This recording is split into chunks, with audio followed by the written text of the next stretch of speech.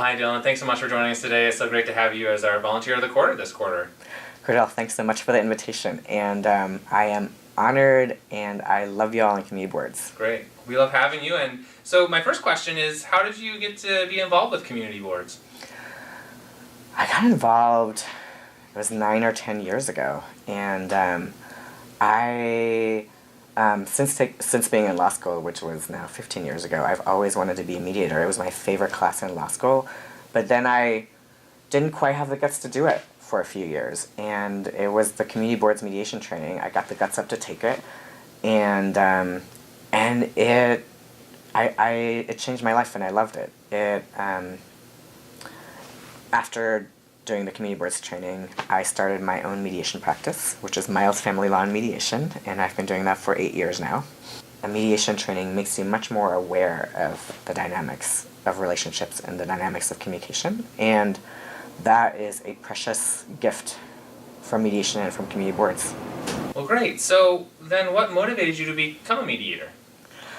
I am fascinated by conflict. I think that conflict gets a really bad reputation in this world, but it actually is this really ripe possibility for intimacy. Great. Yeah. So it sounds like you've touched on this a little bit, but what have you found most rewarding about being a mediator? The most rewarding piece is seeing, usually it's two people, it can be more, usually seeing people walk in being stressed and walking out feeling relief. I mean, that is a really, really satisfying part of my practice.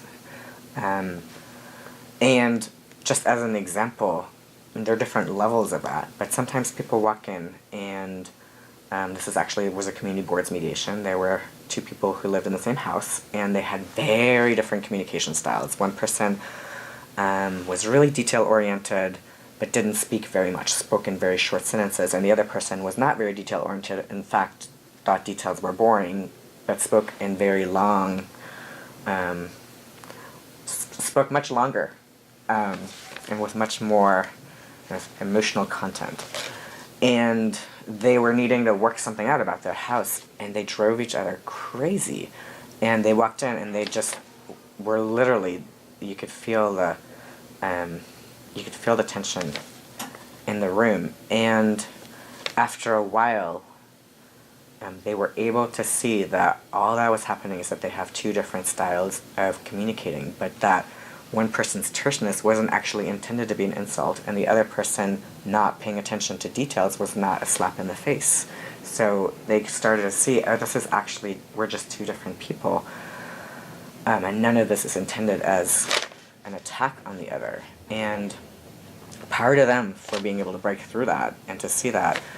And the thing that I loved about that mediation in particular is that they were able to take it not only to that level of the relief of seeing, oh wow, we're just different, but neither one of us is right or wrong.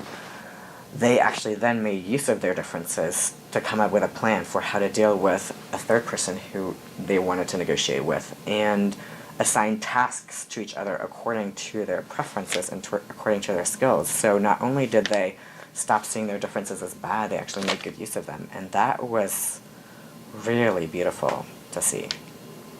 Nice. It's wonderful. So then on the flip side of that, that's a great story. What have you found most challenging about being a mediator? I would say the most challenging part of being a mediator is when I have a mediation where not everyone actually wholeheartedly wants to be there. That happens more often when it's a court-referred case where someone is just trying to jump through a hoop. And I've literally sometimes had people say very directly of, I don't want to be there here, I have no intention of participating in this process, and I'm just going to go ahead and file a court case right after this. And that is really frustrating. What advice do you have for new mediators or people interested in becoming mediators? My biggest advice would be to actually do mediation. Right? It's a practice for a reason, because you have to practice it, and you have to find your own style, and the only way to do that is to actually do it. And my biggest recommendation would be And this is not just because it's a community boards video, but to take the community boards 40-hour training. It's an extraordinary training. I have been a coach with the training and also have taught segments of the training for many years. And I know the trainers, and they're excellent. Well, thanks so much, Dylan. It's been great having you here today, and I appreciate your time and all your involvement with community boards. Thanks so much, Cordell. Thanks so much, Jim. Thanks so much, community boards.